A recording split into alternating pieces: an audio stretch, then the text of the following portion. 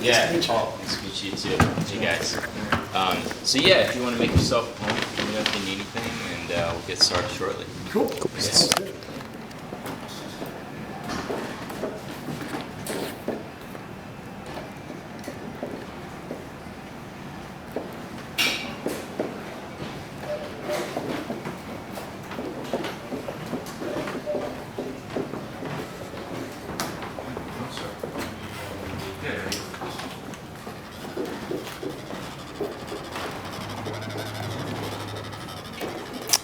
That looks familiar.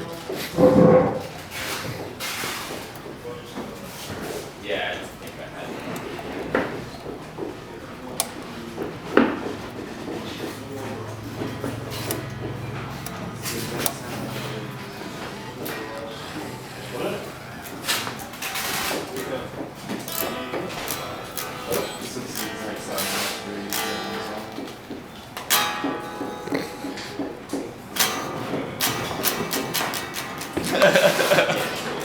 That's alright.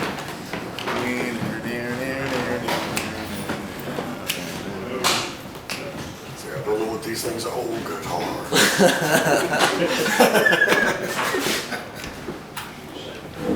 Telecaster is old man guitar. You ever think of a Moog guitar? Huh? You ever think of a Moog guitar? Really? Which it has infinite sustain. That's pretty awesome. So it actually has I guess electromagnets in it that vibrate the string. So you can if you hold it down, it's just like like an Ebo. It's like that. It just holds it forever. That's awesome. Or if you reverse it, it'll be staccato where it actually physically stops the string. So it's like almost like a banjo, like bring, bring, bring, bring. Yeah. That's pretty cool. When you play it and actually feel it, like it's a whole different. You guys have any low guitars? No, they've been out of production. Yeah. Am I being filmed? He's talking to you. Oh, yes. Is this Yo. for social media or something? I'm tired. I look tired. I'd rather not. You can get my audio if you want. I'll shoot these idiots. There you go. It's for them anyway. Cool. Well, you guys are all from Orlando? Awesome. Sounds good. Well, my name's Paul. I'm going to show you around today. Have you guys ever played a theremin before? Yep. Okay. Yeah, we own. Okay, awesome. So I won't demo it for you, but I will just tell you that this is how Bob got to start, and it's also how the company started. Bob started the company in 1953 at age 19, and it was to sell and basically market these. And he sold them one of two ways, but the main way he sold them was he would knock on your door, and he would demo it for you, and then try to sell you the world's most challenging instrument for about $500. Mostly as kids, so they were like $500 a pop at the time. That was pretty expensive. And Bob actually sells about 1,000 kits this way. So he's able to raise, by today's standards, like $500,000 before he even went to college. So this is how he paid for his education. He got a master's and then a PhD in engineering. And of course, we use all that technical knowledge to help invent the synthesizer, which he invented while he was in college, paying for his tuition with this thing. So this is really Bob's favorite instrument. It's the reason for the company. Dates back to 1920. It's a Leon Theremin invention. And you guys have heard it, obviously, but also the theme song to Star Trek, Good Vibrations. They play a similar instrument. It's actually a French kind of knockoff on it. And the Simpsons have used this for their Halloween episodes, Cage, Radiohead, so quite a few people play this. Women tend to be better at it than men for whatever reason. All the virtuosos are women, pretty much. The only notable thereminist who's male would be like Bob Moog or the inventor of the instrument, Leon Theremin. It's also about 100 years old, so it dates back to 1920. It's the second electronic instrument ever invented, and it's definitely the only one that you don't have to touch or play. When it came out, it freaked people out because, no remote controls, people didn't understand things you didn't have to touch to interact with, so it scared people, to say the least. So anyway, we'll talk about the synth real quick, and then we'll go into the factory. I'll show you all this stuff, how it's built. So this is a mini Moog. The mini Moog is called the mini Moog for a very specific reason. And if you take a look around the room, it's actually the biggest synth in the room. So it's definitely not mini. But in comparison to the synths in the 1960s, this is very small. And this particular model is a bit bigger than the standard mini Moog. The standard mini Moog is from about here over. So if you were to kind of chop this half of the instrument off, or this section, then this is the size of the original, had 44 keys. It was the first portable synthesizer. And it was also the first synth that had a keyboard built into it. So synths prior to 1960, they were modular synths. And along the tour, I'm actually going to show you at least some cases for some modular synths, so you get an idea of the size and that kind of thing. The synths in the 60s were super difficult to operate. They went out of tune like every 2 minutes. And they were just not really built for musicians. They were really more for somebody who had the budget to have a technical guy there to kind of walk them through getting good sound set up. Stevie Wonder is really famous for playing a modular synth. It was so big they called it Tonto. It was about 10 feet tall, so they arched the cases, so you didn't need a ladder to get to the top of this thing. The Beatles played an early 1960s model. Actually, it was 1968 on Abbey Road, the last studio album together. You hear a Moog synth. The Monkees had one on stage as a stage prop. They didn't play it, but it was more like halftime intermission. Somebody would come demo it for the crowd. And then the Rolling Stones bought one, and they got really frustrated with it, so they sold it. And those are pretty much the main acts in the 60s that use synths, other than your kind of Princeton guys and your experimental composers. So when this thing came out, Chick Corea, Herbie Hancock, Sun Ra, Weather Report were playing these, typically with a Fender Rhodes or a jazz organ right beneath it, and then they would play with the other hand. They play the bass line and the melody on the Moog, and you still see that today. Funk bands, jazz bands, soul bands. That's a really, really common combination. And then in the rock world, of course, everybody from Led Zeppelin, The Who, The Byrds, Pink Floyd, The Doors, anybody you can imagine in the rock world was playing these in the 70s. And then in 1982, Michael Jackson's Thriller comes out, and the bass line for the song Thriller is the sound of the mini Moog. And they used it on Billie Jean. It's all over that record. It's also all over Off the Wall, which was the previous one. But Thriller, they sold a mere 54 million copies, and of course, you guys look like you've all heard the Michael Jackson Thriller album, so you've heard this instrument thousands of times. And nothing has changed since. So any keyboard synth you see on stage is a direct descendant from this one. It was the very first one. It was also the first time you saw these two wheels. Before that, you had like a fader, but dust would get in there and crackle. So these two wheels have stuck around for over 40 years. And then this style of a hinge, which allowed it to lay flat, but then you can also get to all the controls without having to be right over the instrument. It's all mini Moog innovations. So this is our flagship synth, goes for about $5,000. In terms of keyboard portable synths, now this is more of a studio tool. To be honest, most people are not going to take this one on the road. It's a little bit too big and cumbersome. Most people are going to be using either Sub-Fatty or something like this, which is a 44-key mini Moog from about like here over. So this one is hand assembled, just like every single Moog synthesizer and effect pedal. And we're going to go into the factory and show you around in there. Don't touch anything more for your own safety than mine. There are hot soldering irons, electrical equipment, that kind of thing. And I have to say it just in case you do get burnt. Other than that, you guys have questions, feel free to ask. Cool.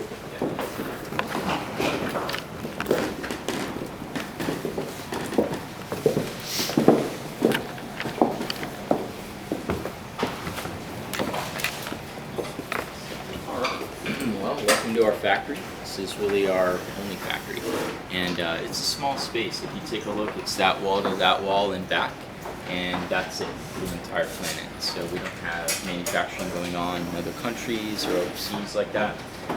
Having said that, this is an assembly plant, meaning all the parts come together here, but we don't make every part here. So a lot of the little stuff we get, like Asheville bolted screws, supplies us with a lot of the little nuts, bolts, screws, washers, and there are a lot of those on the Mini Moog. There's actually over 2,000 parts on it, so a lot of that's little stuff, and we get them right down the block. Now the wood, you'll see a lot of wood on our instruments. In fact, the Mini Moog, the black one, is painted wood, but it's got a wooden cabinet to it, and all the wood comes from Tennessee. They've been doing wagon wheels out of the barn since 1897, and they just bought their second barn next to their first one to kind of speed up production. So they've been around a while. All the wood comes from there, about 3 hours, and then the metal from St. Louis, Missouri, and let's see what else. Oh, circuit boards. So we make analog synthesizers and effects pedals, and I'll show you some of these along the way. We get a lot from Lynchburg, Virginia, and then the Mini Moogs get locally made circuit boards. They're made right down the block. Moving.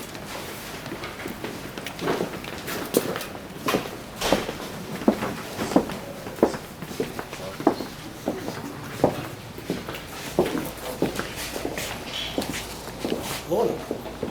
Morning, how are you? All right, so this is where we build the Mini Moogs, and this line pretty much focuses on that instrument. And today we're building some rack-mounted versions. This thing's being discontinued, so I think this is going to be at least one of the last batches of this particular model. And everything we do is quite limited. It depends on whether we can find parts and whether there's something new coming out, that kind of thing. So this instrument, it's been around, let's say, 5 or 6 years or more, and it's going to see the end of its road soon. And we've actually got 4 or 5 different instruments this year that are going out of production, including this delay pedal we make. It's got these chips that are going extinct, and we can't find them anymore. So a lot of what we do is we don't just try to get the sound close to that of the pedals from the 60s and 70s and the older synths, but we go out of our way to find those exact components that we're using back in the day. And if the parts are gone, if they go extinct, then that means we have to, design a new product with the parts. So this is where we build them. There's a 4-step kind of process to it, typically 3 to 4 people on this line. It takes us anywhere from about 2 to 8 hours to build one. We've done 24 karat gold models that were way over the top. This took a little bit longer. EDM producer Deadmau5 bought one of those, a lot of synth collectors. We've done all braille synthesizer for Stevie Wonder so he can kind of read what was going on. We've done custom models for all sorts of artists who kind of just want a custom color combination more than a custom instrument per se. And Just done some of that stuff for us. what's that? I said you guys have done some of that stuff. Yeah, for us, too. yeah, awesome. Yeah, I've seen purple ones and all sorts of neat colors. A lot of them glow in the dark. They have backlighting. This one has backlighting, so you can turn it up with this knob here, so it glows on stage, that kind of thing. And modular synth. So I'm gonna actually show you at least some cases for these where we just shipped out a bunch of the modulars, and so we're starting production again every so often. We just ship them all out and then start from scratch. So we're building stuff like this again to give you kind of a scope. This module right here would have probably taken like up to a week to build by hand, and that's the way we're building all the circuit boards. Everything's hand wired. So we're building these the same exact way Bob was back in the 70s. Yeah. Cool, we'll keep moving. You saw some at the end? Yeah. You said? Yeah, cool. Yeah, we had quite a few on. Yeah, awesome. Nice, very cool. Awesome. Yeah, awesome. Actually dropped one of our little fatties out today. Okay. Like cars and tune-ups. Yeah. This one needs knobs. Okay. Knobs, keys. Cool. So this is the burn-in area for the Minotaurs and these. They burn in for 2 days, and that's a way to weed out bad parts. So with analog electronics, if there's 1,000 parts on one circuit board, maybe one of those parts is going to fail. And if it is going to fail, we'd rather it fail here in the factory, swap it out for a quick part, as opposed to tune it and then ship it out, and then you open up your synth and it doesn't work. So this is how we weed out bad parts. We basically leave the synths on for 2 days, and then we tune them. And the tune really is the lingo calibration, but we're tuning the circuit board. And so Steven in here, believe it or not, tunes every single mini Moog. Yeah, he's quite good at it. He's been doing it a while. And he's got an oscilloscope computer for all the MIDI data. There's some tuners and electrical gadgets there too. But he's going to pull the synth open, he's going to have the circuit board exposed, and he's doing a lot of kind of slight, subtle detail work on it just to get it. So we got, actually, this is kind of cool. So this is the pedal that is out of production right now. And the delay, this 104, it's highly sought after delay pedal. It creates echoes. And this particular unit, yeah, this is probably one of the last you'd see in the factory for a while. We think these chips are going extinct, like the dinosaurs. And so they're called bucket brigade chips. And if you can find a 104 out there for not too unreasonable price, it's a good time to get one. There's one right there. No, this is bought, sold, and somebody owns it. What are these underneath them? Oh, those are the expansion. Yeah, expanders. Yeah, these are already going on eBay for like $900 to $1,000 bucks. Yeah. I was gonna get one of those. I didn't like all of them. I know. Like a year now. Those are cool.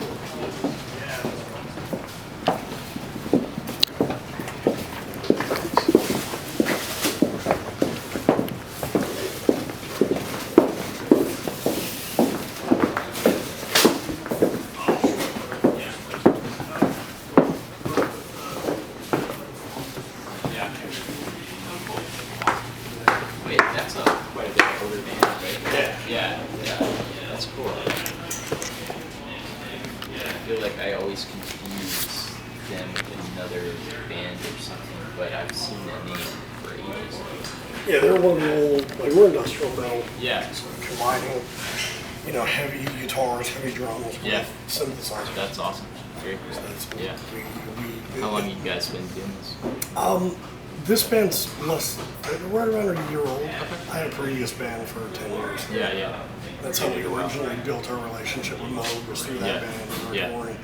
But the music style is similar, where we still have that heavy element, but we're able to introduce a lot of really cool new sounds Yeah.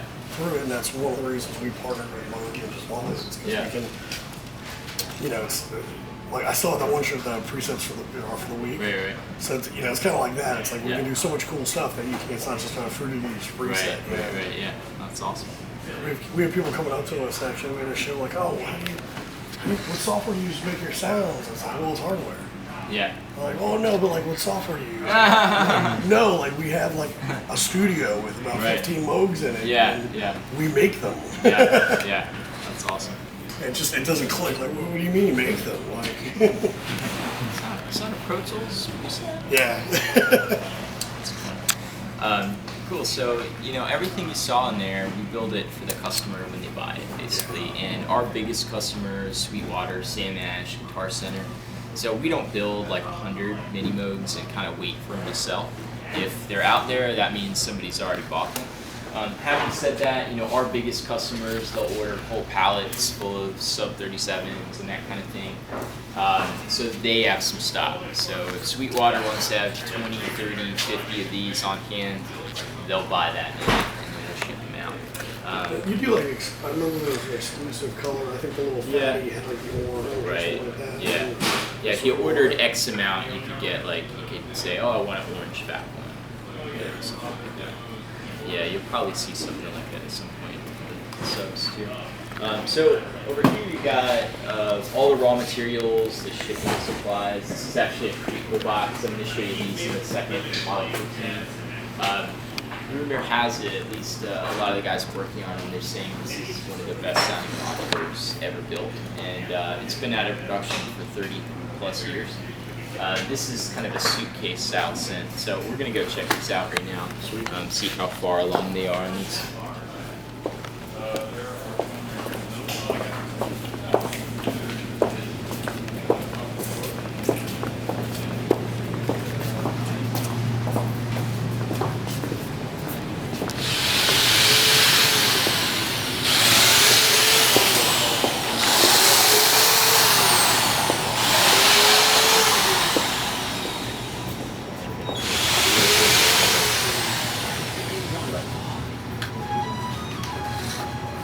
Sorry. Yeah, no I worries. haven't even. People are bothering me. I gotta go. No worries. That's my wife on the phone. So last night I was goofing around and I thought I want to make a string sound. Nice. So this is without any modulation.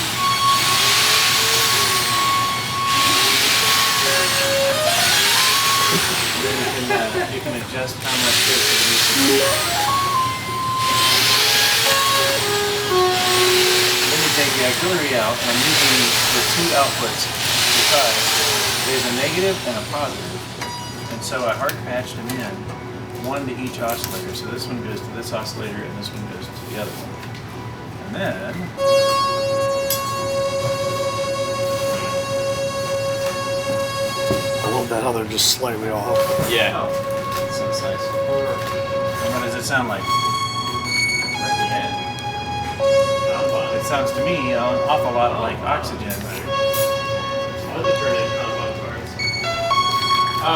you need them for this one? do, so yeah, we're definitely I'm about to hop over and come up.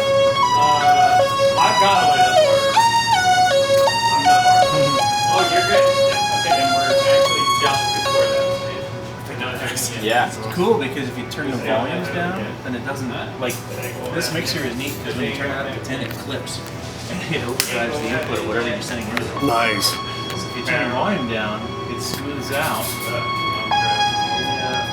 You increase the volume and it gets that hard edge, like a Roland RS9. Well, I was gonna say, if Hear it? there's something, Yeah, it's way in your face. Yeah. something really terrible happens, the nice thing is that yeah, that's I think what she And all was I'm saying. doing is taking AC modulation out of it. I didn't hear you, I'm sorry. Oh, I was talking this time. Oh, no worries. He wants me to buy one. Yeah. And then you can, Let me go. Wow. what's cool, you can use the envelope generator to do other crazy things. Yes. I want a Corvette first. I'll buy one after I buy my Corvette.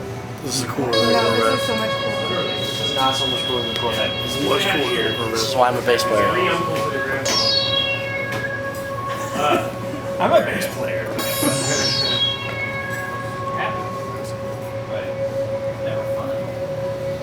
And then it does that. We're all bass players. It's like, what is that even doing? I Yeah. don't know, I'm loving this thing. The thing is, the Yeah, way you deal me with too. it is So I'm getting ready for the Moog Pro training. Yeah. And that's that's why I started this. And actually, I just finished building these patch sheets. Just crumple it up. But the idea is, if you go online, you can download and print off these sheets and just kind of eyeball. Well, how do you hook it up? How do you make it sound? I love You know stuff what I'm like saying? that. Yeah. Like how do I do this in my house? That's really cool. Right? Well, that's the idea. I want to make it easy for people. And then I got blanks that I'm gonna make so you can draw your own. Can I help you? No, because they're totally prototype. Just that one? And Your they're name. like we don't have any logos on them or anything, but there's going to be a bunch of them, and they're going to be available online. You can download them quickly. Yep, yep. I like that. You have a theme. Your name's got a theme. I can't do it. Seats feel like boots. Like out of the dumpster. So as you pass by, take a look also. This is the System 35 batteries. So the Model 15 is kind of the smallest stuff. They go up in size from there. Sorry. Thank you very much for your time.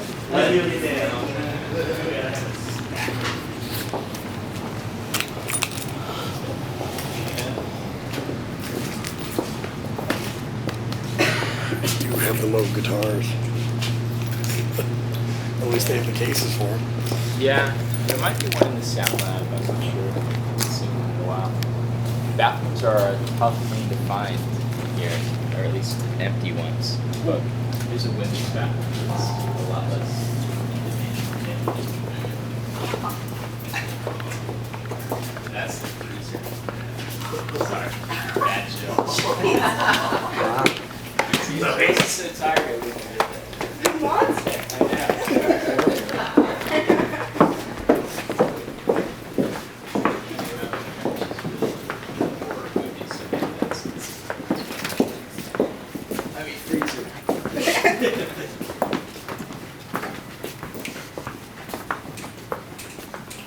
How's that work out? Did that name out of one female in the band? Oh, one slept, overslept. Oh, gotcha. She got left Gotcha. in the hotel. Yeah. Oh, I'm out on that one. I got my head bit off and I'm out the door. Yeah. It's a day off. Like I said, you had to come. There you go.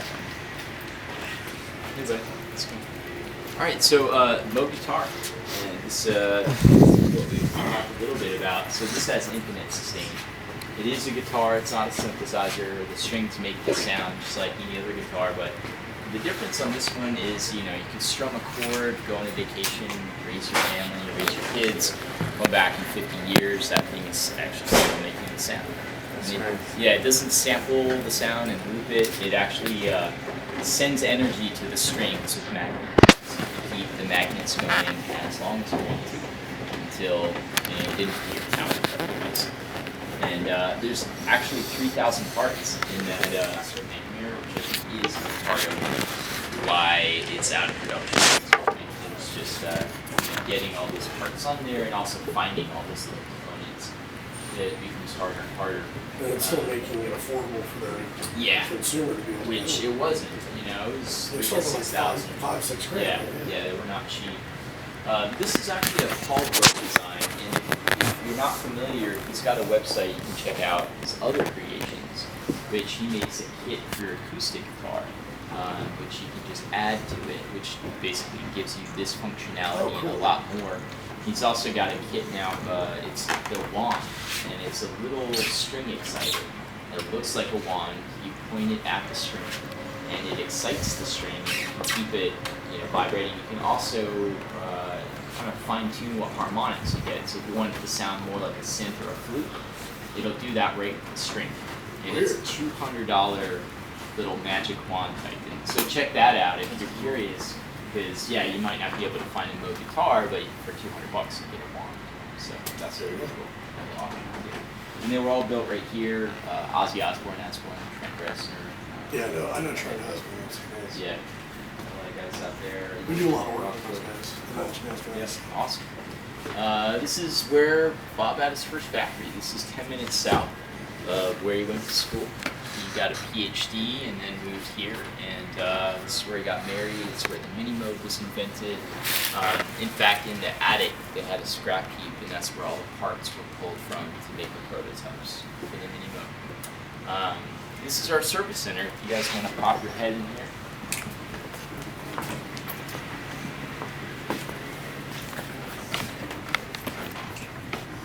See the circuit board for the mini Moog.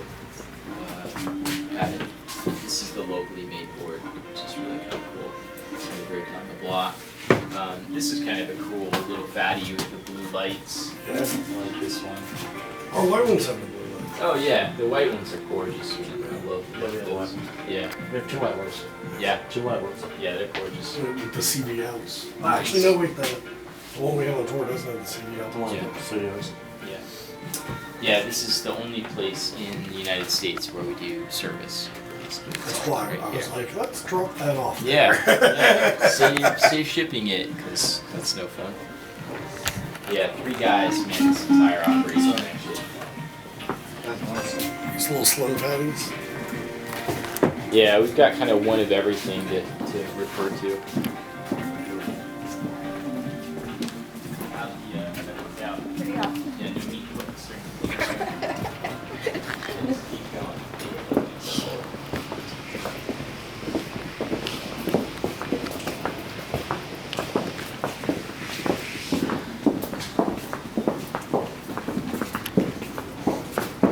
Maybe I'll try to tell you a little bit about me here, and I'm sure you know a good bit about it, but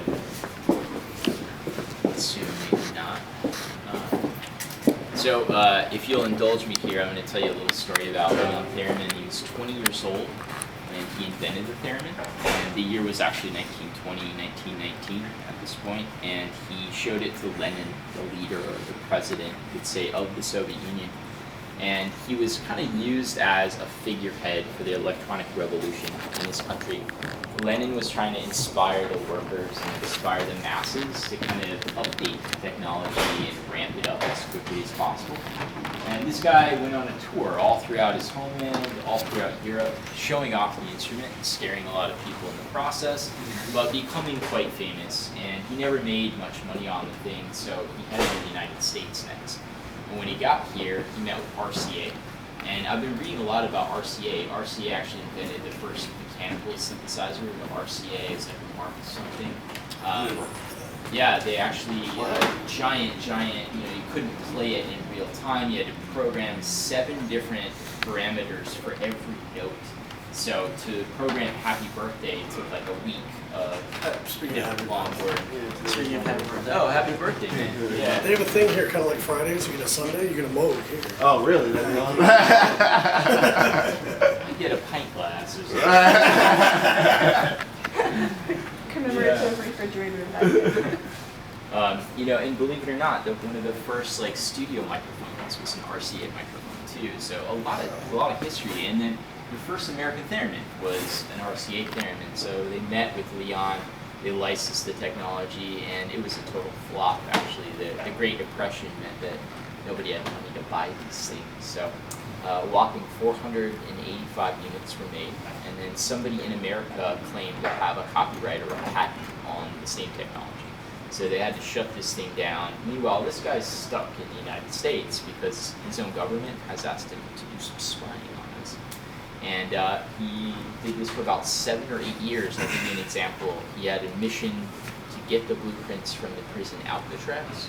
And Alcatraz is obviously a very famous prison, difficult to break out of. It's also the first time an electronic alarm system was ever installed in a prison. And this guy invented the electronic alarm system and sold it to them in order to get the blueprints. So he says, I have this alarm I'd like to sell you and install for you. I just need the blueprints to lay out the design. Well, they went for it. They gave him the blueprints. He makes a copy, sends it back home, and kind of completes mission impossible right away. So every time he does this kind of thing, in order to make him look like a legit businessman, they create a fictitious company in Leon Theremin's name. Well, of course, companies in this country, they pay taxes to the IRS. His companies never did. And so after 7 years, the IRS started investigating, and he's got to leave the country. Now, he had just married a black ballerina. She was 19 years old. This is the 1930s. He was an illegal immigrant, and it doesn't get any more controversial than that. I mean, we're talking the 30s here. And beyond that, he has to leave her in the middle of the night. He will never see her ever again after remarrying. Now, he was asked to divorce his first wife when he came over here in order to be kind of, a better spy, like sever all ties to family. And then remarries. Now he's going to leave her, and he gets in the hull of a ship. It's an 18-day trip back home in the ship across the Atlantic Ocean. Now, he doesn't have enough food or water, and his friend who's supposed to bring him down food or water, he is worried he's going to get caught every time he comes down, and he can't make it down every night. So Leon almost dies of starvation on the way home. And then to make matters worse, when he gets home, Stalin has seized power. Lenin is dead. Lenin never worked with Stalin, so there was no memo like, be on the lookout for our famed scientist / spy who's been working for us. Well, at that time, if you spoke out against your government, if you were an artist, an intellectual, an engineer, you were either executed or you were sent to Siberia, near Siberia, to a concentration camp. And that's what happened to Leon. Now, he ends up only spending a few months there. He would have died there for sure. But at the time, they were kidnapping all the scientists and the engineers, putting them in a prison in Moscow. They set up a laboratory for them. And they thought, in the event of a World War II, we'll have every scientist and engineer who's, worth anything, all in one room, all locked up. They're not going anywhere, and we'll keep them working for free. So 17 and a half years of his life is spent in this prison. And he invents the wiretapping device here, which during World War II, this was technology that, was a huge advantage for the Soviet Union. And so finally they let the guy go, and they offer him the Stalin Award. Actually, Stalin hands him it for his wiretapping device. And little did Stalin know, his own phone was bugged by his own government, and the KGB were spying on their leader because they were so scared of the guy. He was just like paranoid, delusional. In fact, if he thought that you were any bit more talented or bit smarter than him or anything like that. You just get him basically. So they wanted a heads up in case they were going to get next. And to make things even more ironic, they then say, Leon, do you want to come back and manage this place as a free man now that we've let you go? We'll pay you to do it. He accepts the job. He works for them another 20 years, about 30 years in all, basically inventing a lot of spy gadgets and doing a lot of spying. And so after 30 years, he retires and he works in a music conservatory. Now, a little tidbit on that, while he was in there, he started to become quite famous and sought after by reporters and journalists. And the New York Times paid a visit one time, and the director of the conservatory got really jealous of all this attention that Leon was getting, especially since this is a classical conservatory. And so the guy takes all of his instruments, kicks them out, puts the instruments in the street, maybe sets them on fire, and tells Leon that electricity is for electrocuting traders, not for music. And so Leon and Bob Moog, they dealt with a lot of people being just super scared of new technology. And of course people would tell Bob, hey, you're going to ruin music forever. And of course this guy dealt with a lot of that. So he outlives all this. What's that? So they left that for Skrillex. Yeah, not so many years later. So anyway, yeah, he outlives all this. He lived to be 97 years old. He died in 1993, and one of the last things he did was come here in Minnetonka, in the United States. That was right before he passed. So this is the inventor of the fresh drum machine from 1930s. It was actually commissioned by a composer who wanted something more interesting than a metronome to play along with. He's the inventor of the second electronic instrument, wireless television set, back in the 1930s, color television. This guy is responsible for all that. The first wiretapping device, the first electronic alarm system, and many other things, including every motion sensor. So if you walk up to an automatic door, like a handicap door, it's open out there. Well, that's what we got, so I hope you enjoyed it. Yeah, anything else? Let me know. I guess we were supposed to meet in Jason. Yeah, I'll shoot him a text and let him know you guys are ready. Sweet. That's awesome. Hey, I can't-